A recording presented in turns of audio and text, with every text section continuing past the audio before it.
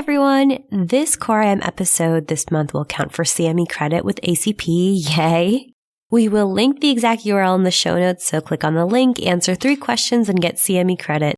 And with that, cue the intro. I used to work at Calnor Community Health Center, which is an LGBT health center in Chelsea in New York. And I had my first hormone education visit, and the person came to me and said, what are your goals with hormones? What are the changes you think are going to happen? And it's a trans guy going on testosterone. And he said, I'm going to start testosterone. About 1 to 2 weeks later, I'm going to feel really great about my body. My family's going to accept me. I'm going to be able to go out dating again, go out to the bars. I'm going to feel so comfortable. I'm going to get a beard. It just kept going. I'm going to have a deep voice. And so it was a great moment for me to realize you need to set expectations for patients. That's Nathan Levitt, a nurse practitioner and an advocate for the transgender community, as well as a transgender man himself. And just to clarify, for those of you that are new to the subject, it was a teaching point for me too. His patient had an unrealistic timeline in mind, and we will get into why that was today. Welcome back to the CoreIM 5 Pearls podcast. This is Dr. Marty Freed, a primary care doc at The Ohio State Wexner Medical Center. And this is Dr. Shreya Trivedi, a population health fellow at NYU. Today we are finishing up a 2-part series on comprehensive transgender care. We hope you listened to the previous transgender health episode, which really set the stage on gender-affirming care. And now we're going to hit the road on hormones. A few caveats before we start, though. We want to be clear that we're targeting adult medicine clinicians. So some of this can be applied to adolescent medicine, but as a heads up, we don't specifically address pediatrics. Our hope with this episode is to really give a good foundation and really dispel any hesitation there may be around starting hormone therapy. So let's jump into the pearls we'll be covering today. Remember, the more you test yourself, the deeper your learning gains. Pearl 1, contraindications. Are there absolute contraindications before starting hormone therapy? Pearl 2, expectations. What are the expectations you should be setting up front with your patients when starting hormone therapy to avoid that misconception that Nathan was talking about in his intro quote? Pearl 3, hormone risks. What are the major risks associated with hormone therapy in transgender patients, and how do we mitigate them? Pearl 4, medications and maintenance care. What options are available for feminizing hormones and masculinizing hormones? And what do we monitor when they're on hormone therapy? And Pearl 5, preventative screening. How should you approach preventive care, such as cancer screening for transgender patients? So before we start, we just wanted to give a quick heads up that in this Pearl, we're going to outline a few rare contraindications for gender-affirming hormone therapy. While we cover these, and later on we're going to talk about some risks of hormone therapy, we absolutely do not want to give the impression that any of this represents reasons to withhold what we consider life-saving gender-affirming hormone therapy for our trans and non-binary patients. So let's dive in. Say your patient comes into your office wanting help with their transition and asks you to prescribe hormones. How do you even begin this conversation? Yeah, this can certainly feel overwhelming. After speaking with all of our experts and reviewers, what I've come away with is to treat hormone therapy like any other procedure in medicine, and that's starting with a good, detailed, informed consent. Right. So before we get to the informed part, we also have to remember that patients come in with a bunch of different experiences, thoughts, and questions about hormone therapy. Often trans and non-binary people who are walking in have done a lot of research and know a lot about this, but some people don't, and there's some misinformation out in the community. That's Dr. Green, who you might remember from our first transgender care episode on gender-affirming therapy.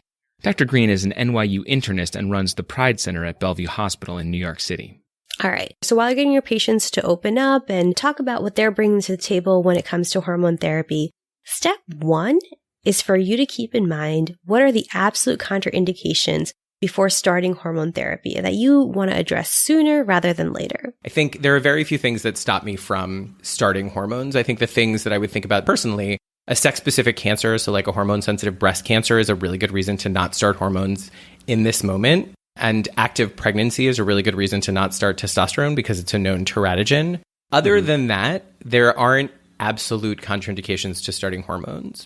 Okay, so do not pass go if they have those 2 contraindications, hormone-sensitive cancer, which is extremely rare, and pregnancy. One last thing before getting into further discussions with your patient is thinking about fertility. Now, hormones can affect one's ability to conceive, and sometimes that infertility actually can be permanent, particularly in trans women. And for this reason, the UCSF guidelines specifically recommend discussing future fertility with all patients and actually offering sperm or oocyte banking if that's desired. There's only really these two main contraindications for starting hormone therapy at that moment. Clot is not one of them. So the voice you heard just now was Dr. Carl Streed. You also heard him in part 1 of this transgender series. He's the research lead in transgender medicine and surgery at Boston University. Wait, but Shrey, did he just say that a history of clots, like blood clots, like DVTs and PEs, are not a contraindication for hormone therapy? Did he just say that? He did just say that. We'll get a little bit more into that in Pearl 3. But as a heads up, get this, even cigarette smoking, which is a risk factor for DVT in this population, is also not an absolute contraindication. Neither is coexisting mental health issues like severe depression or prior suicidality in starting hormone therapy. Yeah, there's definitely a misconception that you can't start hormone therapy in patients who have had prior mental health issues. That is super false. Though, listen, it's sometimes worth getting behavioral health involved just because of the high prevalence of mental health issues in this population.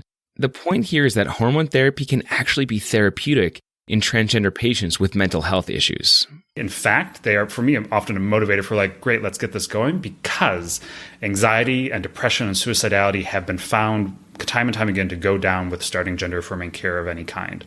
All right, so major take-home points from this Pearl is that the only widely agreed upon absolute contraindications against hormone therapy is current pregnancy and current hormone-sensitive cancer. Other than that, there's not much stopping you if your patient wants hormone therapy. One other caveat, don't forget to talk to your patients about future fertility and sperm or oocyte banking if genetic offspring are important.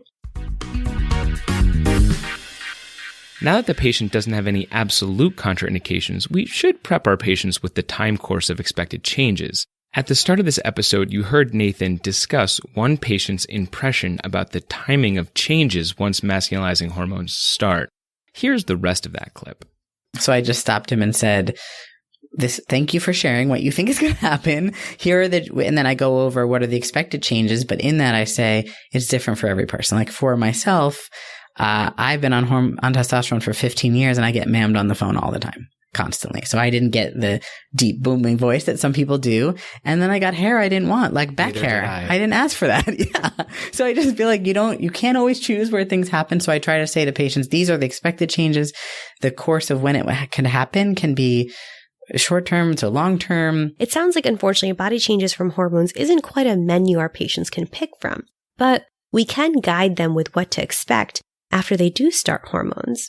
The analogy that we talk about frequently is think about puberty. How long did puberty take to go through the first time? Mm-hmm. Certainly, there's a genetic component to what kinds of changes people will see. If the body shape in your family of people of the affirmed gender is one thing, but you're hoping to look like somebody else, that may or may not be possible with hormones. Okay, so on average, for a trans man, the first 3 to 6 months is characterized by oiliness of skin, maybe a little bit of acne, cessation of menses, and probably some pelvic pain.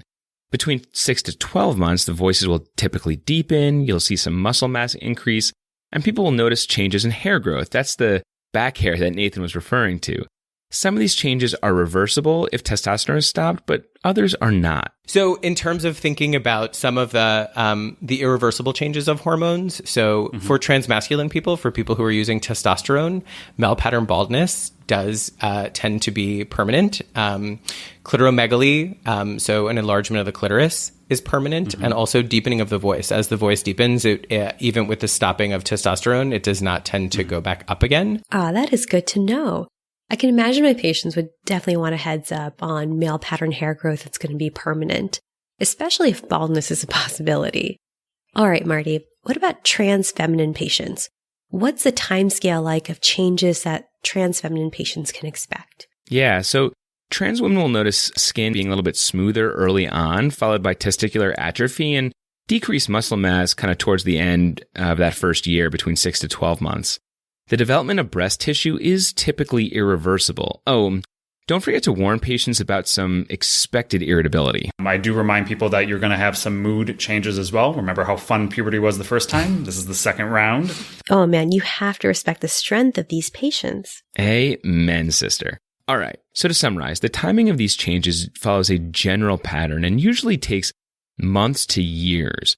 But the changes can't be predicted, and any specific change, unfortunately, cannot be guaranteed. Okay, so we just talked about the informed part of that informed consent, giving our patients a heads up about what to expect with hormone therapy. But understanding the risks is also pretty key. Yeah, for sure. But real quick, Shrey, before we dive into all the potential bad stuff, let's keep in mind the benefits of hormone therapy.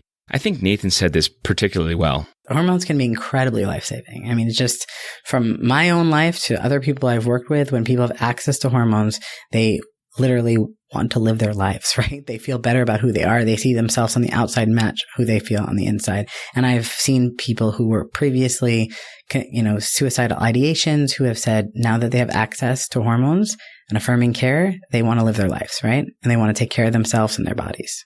Wow, quite powerful. So general idea around risks. Most people think general principles, estrogen, we worry about clots and cardiovascular disease. And then in terms of testosterone, people are usually worried about worsening cardiovascular risk factors. But let's see if it holds true in terms of evidence. Maybe we can even myth bust some of these dogmas. Yeah, so let's start with the elephant in the room. What did our experts have to say about estrogen and risk of venous thromboembolism? Venous thromboembolism is a little bit of a mouthful. Shrey, you cool if we say VTE from now on? Okay, I will allow it. I hope you don't walk around in real life and say that too. VTE, VTE, VTE.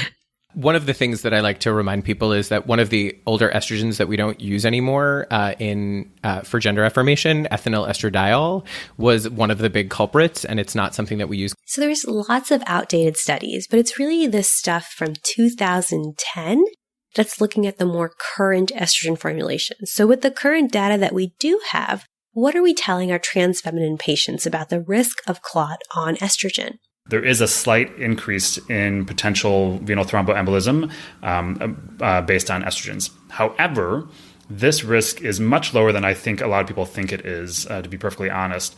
There is a change in the risk. We're not talking about everybody's going to get a clot. We're not even talking about like 1 in 10 people are going to get a clot. We're talking about much lower numbers here. And more specifically, there was a 2018 Annals paper that showed about a 1% incident rate of clots in cis men over 8 years. And that increased to about a 5% incident rate of clots in trans women on estrogen. Again, over 8 years. So still quite low. Right, but the conversation changes a bit if the patient who wants to start estrogen smokes cigarettes.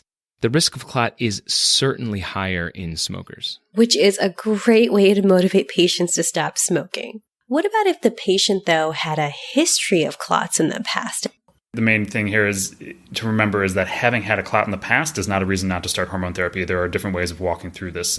And so one of the things that can be really helpful is really selecting what kind of estrogen we're using and really selecting the form that the estrogen takes, whether it's enteral or parenteral, I think is incredibly helpful. Great. So let's say we're dealing with a patient who is actually at an increased risk for VTE, like those with a family history of clot or maybe an ongoing smoker. So then we really should reach for the transdermal formulation like estrogen patches, for example. I am a fan of having options to mitigate the risk of clots. Yay, transdermal patches. All right, so we'll link in our transcript the UCSF guidelines that has a really great algorithm walking you through step by step if you're worried at all about a clot in a trans feminine individual. Okay, so we covered risk of clot from estrogen therapy. Let's move from risk of VTE to overall cardiovascular risk in patients who are using feminizing hormones. So there seems to be, as far as we can tell in terms of some of the larger population studies, a potential increase in the risk of MI and or stroke. I say and possibly because the data keeps on changing depending on which study you're looking at as to whether there is an increased risk or not. I generally explain to my patients that there is the likelihood that there is increased risk for MI and stroke based on estrogens over the long term, and we're talking about decades of use at this point. But again, talking about routine primary care, we're going to be monitoring all the other classic risk factors and really kind of addressing that as we provide their gender affirming care over the course of their life. Can I tell you how much I love how he frames this? So Dr. Streed basically acknowledges the uncertainty in the data, but reaffirms that, listen, we're in this for the long haul. He basically says, I can't promise this won't happen to you, but I'll promise I'll be here for you if it does, and I will definitely make sure to do our best to prevent it from happening in the first place. Okay, so we're not ready to say myth busted on cardiovascular disease risk from estrogen, but the data keeps changing, as Dr. Streed pointed out. Love it. All right, so let's move on to the risks in testosterone therapy.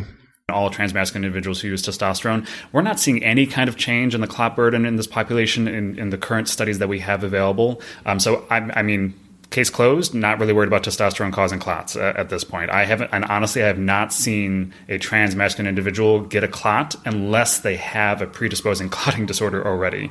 The testosterone is not the cause here, friends. Myth busted. Woohoo! Yes. All right, so we busted testosterone and clots. What about the effect of testosterone on cardiovascular health?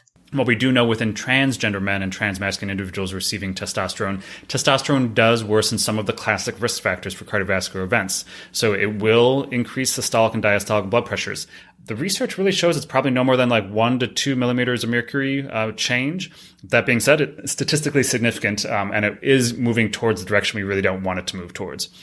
It will lead to a less protective lipid profile, so a slight increase in LDL, lowering of HDL, worsening of cholesterol and triglycerides, actually.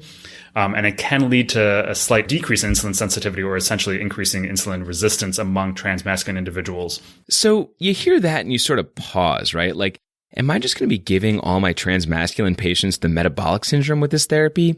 And then Dr. Streed drops this bomb. Is this leading to more heart attacks and stroke in transmasculine individuals? And current data really doesn't support that this is, to be perfectly honest. Right. So testosterone may make numbers look a little worse. And we're talking about not clinically significant numbers here, more like 1 to 2 millimeters of mercury on that blood pressure machine. The important thing, though, is that we're not seeing these small bumps in numbers actually translate into worse outcomes like heart attack or stroke for our transmasculine patients. And if we think about this in a harm reduction model, as good primary care clinicians, we can engage them in care that much more and intensify their blood pressure regimen if that's what's needed. Perfect. All right, I'm about to let you summarize this section, but before I do, I want to direct our listeners' attention to this amazing table in the WPATH guidelines. WPATH is the World Professional Association for Transgender Health. There are other less publicized risks that we should at least mention. Feminizing hormone likely increases the risk of gallstones, weight gain, and hypertriglyceridemia. Makes sense. Yeah, definitely. Masculinizing hormones likely increases the risk of polycythemia, weight gain, male pattern baldness, and sleep apnea. There's a full list that's actually broken down in order of descending likelihood, which will definitely be included in our show notes. But I want to emphasize Marty threw those in just to be thorough, and those risks he just mentioned are quite uncommon. All right, so to summarize what I'm taking away from this pearl, when discussing risks of hormone therapy, say for our trans feminine patients, we're telling them about the slight potential risk of clots over the years. But we can always modify that risk with transdermal estrogen options. And then the second risk, heart attack and strokes, the data isn't as clear cut here, but we do see a small increased risk over years with estrogen. For patients who want to start on testosterone, there is not an increased risk of clot. Yay, one myth busted.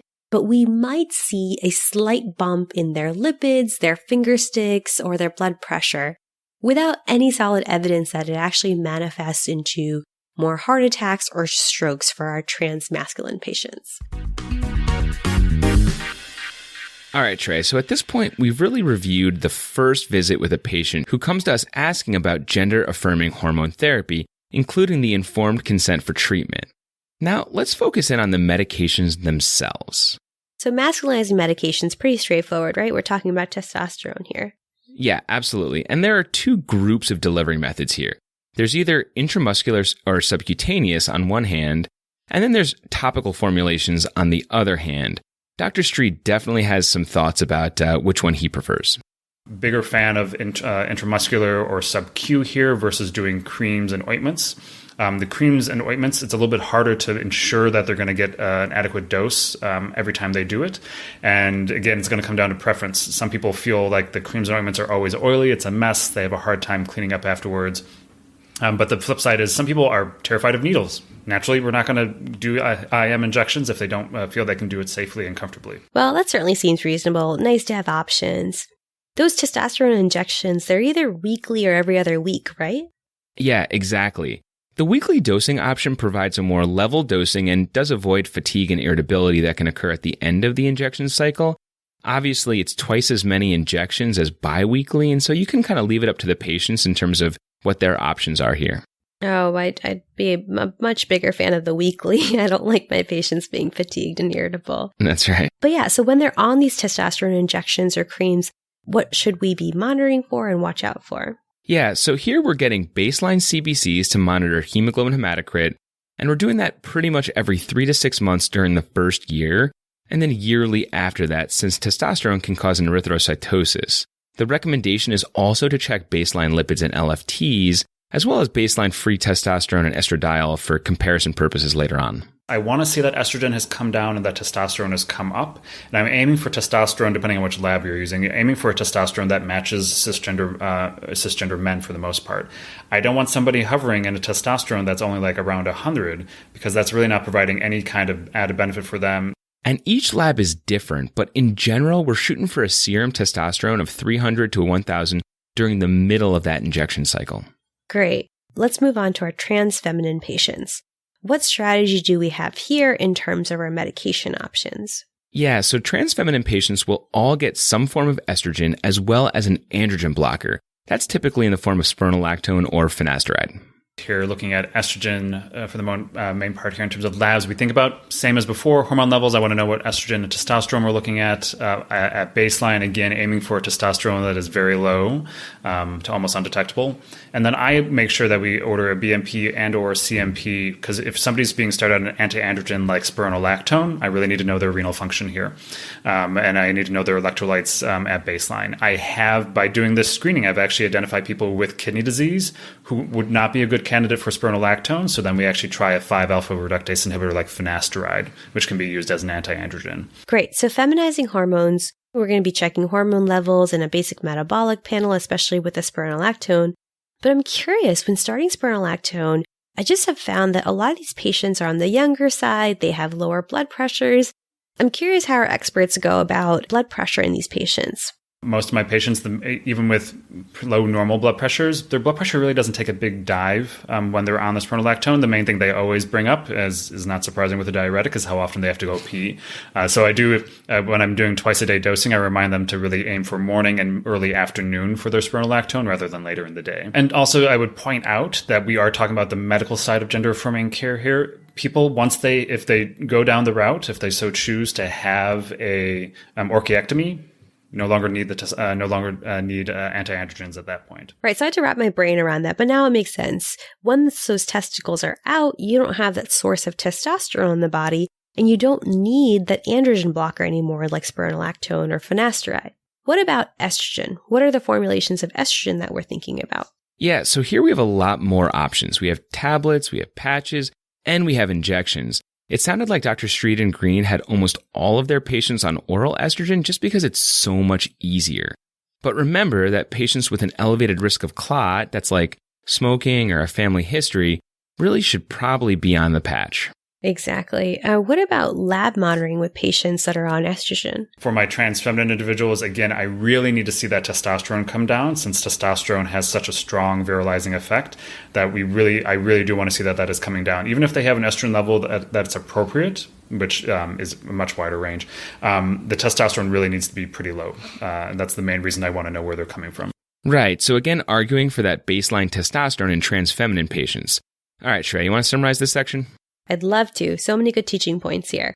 So for masculinizing hormone regimens, it's really going to center around testosterone, which is either given sub-Q, intramuscularly, or topically, though those creams can get a bit messy, so give your patients a heads up on that.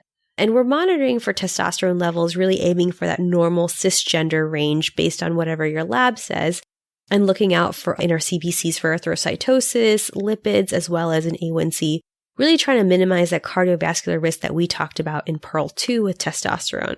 And then on the other end, with the feminizing regimens, it includes estrogen, which is either going to be a pill, topical, or injection form, and then the androgen blocker, which is either spironolactone or finasteride. Here, we're monitoring free testosterone mainly to see if it drops and keeping an eye on the renal function and electrolytes, especially if they're on spironolactone. And I just want to make another plug for those amazing UCSF guidelines. They lay out a very clear follow-up chart, which basically tells you what labs to check and when exactly to check them. All right, so let's switch gears and put ourselves in the shoes a few months later in the care of this transgender patient. And hopefully we've built a level of trust, address any pertinent medical or other psychosocial issues with the patient, and we're moving on from dealing with the acute issues to thinking about kind of this individual and their whole life, you know, the beauty of primary care, as Marty would say. And so in order to do that, what do we need to know about preventing illness in the future? I actually really enjoy talking to my trans and non-binary patients about preventative screening because I think it's really at the core of what we do as primary care providers. So often in primary care, we think about gender-based care, like women need mammograms and men need perhaps a conversation about prostate cancer screening or something. But rather than thinking about it in terms of gender, thinking about it as anatomy-based care. So what organs do you have? And if so, do they have to be screened for cancer? Yeah, I just love this paradigm shift from gender-based screenings to organ-based screenings.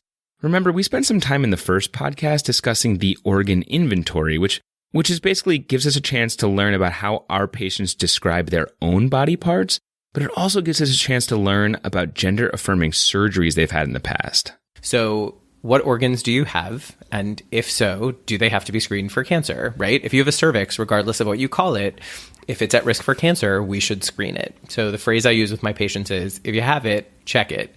And most of my patients are okay with that as long as we come up with affirming ways to do that. Exactly. If you have it, check it. All right. So let's start with transgender men and chest screening. And remember, chest screening is the preferred term for breast cancer screening. And again, just hammering home the importance of that detailed surgical history, because it's going to be really important for you to know what kind of chest surgery your patient had, whether it was a full bilateral mastectomy or a breast reduction. Oh, that's a good point. I'm guessing things get kind of complicated if there is breast tissue left. So the bottom line here is if they've undergone breast reduction and there may be some breast tissue left, unfortunately, there just isn't an optimal modality for cancer screening. So in these cases, we just have to acknowledge the uncertainty and do some shared decision making. Mammography probably isn't technically feasible. So say if this person has had a family history of breast cancer, then you might be reaching more for an MRI or an ultrasound. But unfortunately, we just don't have good guidelines to steer us in any particular direction. Ah, the old evidence-free zone. I'm becoming more comfortable in that space. High five. Being a junior dentist, yeah. Okay, so let's talk about cancer screening in transgender men who have a cervix. Right. So in general, screening intervals for cervical cancer screening follows the same recommendations as cisgender women. But remember from episode 1, this can actually be dysphoric for some of our patients. But there's a lot of things that we can do to make it easier for our patients in case they do feel uncomfortable. For example, talking about the exam months in advance, using a pediatric speculum, or even giving some pre-medication as Dr. Green describes. If you're planning on doing a cervical exam, it can be helpful for people to use vaginal estrogen creams for a week or two prior to the procedure, only because it can make things more comfortable. You might get a better sample. All of those things are possible. And so I'll have this conversation well in advance with my trans men, mostly because the idea of using an estrogen for them is often very uncomfortable, but the exam itself will also be uncomfortable. So some of my trans men will use the estrogen creams and some won't. I absolutely respect both decisions. Oh man, I never thought about estrogen being a triggering topic for trans men, but it totally makes sense. All right, let's move on to cancer screening in transgender women. So a few important organs for screening transgender women. It's going to be namely the breast and the prostate. Breast cancer screening in transgender women? This is a thing? It is a thing. I didn't know about this either before tackling this episode and talking to our experts. So in general, the guideline, again, follows the same of cisgender women. So basically, we should be screening transgender women over the age of 50 who've been on feminizing hormones for at least 5 years. They should get screened every 2 years for breast cancer, just as a cisgender woman would. All right, perfect. Okay, perfect. So tell me about prostate cancer screening in transgender women, because honestly, I'm not even sure what I'm doing with prostate cancer screening in my cisgender men. Same. I'm so glad you brought that up because, again, here there isn't clear guidelines, but Dr. Green reminds us about the effects of long-term estrogen and anti-androgen therapy can actually have on the risk of prostate cancer in these women. If you imagine that someone who has been on testosterone blockade and estrogen for a very long period of time is at very low risk for prostate cancer, but just in case, to remember that they have this body part and discuss screening, particularly in people who are high risk, is very important. All right, that also makes sense. So it's kind of like a dealer's choice situation, huh? Yep. Shared decision here as well prevails. Okay, so to summarize this section, in terms of cancer screening transgender patients, remember Dr. Green's famous words. If you got it, check it. Transmasculine patients should undergo cervical cancer screenings according to the timeline in the cisgender guidelines if they have a cervix. Also consider chest screening for transmasculine men who have either not had a mastectomy or who have underwent breast reduction instead of full mastectomy. Transfeminine patients also should get breast cancer screening, but only if they are older than 50 and have been on hormones for greater than 5 years. And like for cisgender men, prostate cancer screening for trans women should be individualized based on their own risks and preferences. And that is a wrap for today's episode. Thank you to Harit Shah for audio editing the many iterations this episode went through. Dr. Brandon Pollack from The Ohio State University for peer reviewing this episode. Gabby Mayer, a fourth-year medical student at NYU, for doing the show notes. Bu Collins for the infographic, and Vicky Caspides for the extra hand on the website. And thank you.